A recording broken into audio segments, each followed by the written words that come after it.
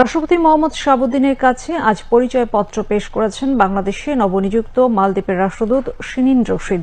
সকালে গোয়া বঙ্গভবনে পৌঁছলে প্রেসিডেন্ট গার্ড রেজিমেন্টের একটি চৌকস দল তাকে গার্ড অব অনার প্রদান করে।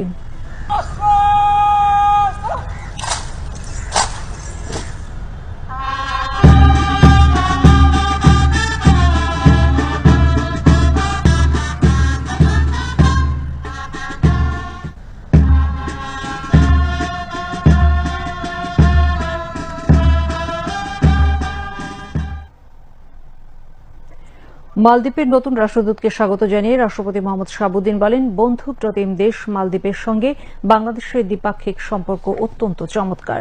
তিনি আশা করেন আগামীতে দুদেশের বিদ্যমান সম্পর্ক আরও জোরদার হবে এবং ব্যবসা বাণিজ্যের পরিধিও বৃদ্ধি পাবে। মালদ্বীপে বাংলাদেশি শ্রমশক্তি নিয়োগ দেওয়ায় সে দেশের সরকারকে ধন্যবাদ জানিয়ে রাষ্ট্রপতি বলেন, তারা উভয় দেশের অর্থনৈতিক উন্নয়নে কার্যকর ভূমিকা রাখছে। বাংলাদেশ থেকে তৈরি পোশাক, ঔষধ, সিরামিক্স এবং কৃষিজাত পণ্য সহ উন্নত মানের পণ্যের আমদানি বাড়াতে মালদ্বীপের ব্যবসায়ীদের উদ্বুদ্ধ করার পরামর্শ দেন রাষ্ট্রপতি মোহাম্মদ শাহাবুদ্দিন।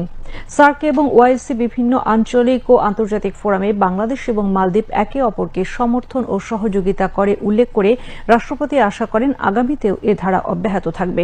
রাষ্ট্রপতির প্রেস সচিব মোহাম্মদ জয়নাল আবেদিন জানান, সাক্ষাৎকালে মালদ্বীপের নতুন রাষ্ট্রদূত বলেন, বাংলাদেশের সঙ্গে সম্পর্ক উন্নয়নকে খুবই গুরুত্ব দেয় তার দেশ। তিনি দুদেশের সম্পর্ক বাড়াতে কাজ করার প্রত্যয় ব্যক্ত করেন এবং দায়িত্ব পালনে রাষ্ট্রপতির সার্বিক সহযোগিতা কামনা করেন।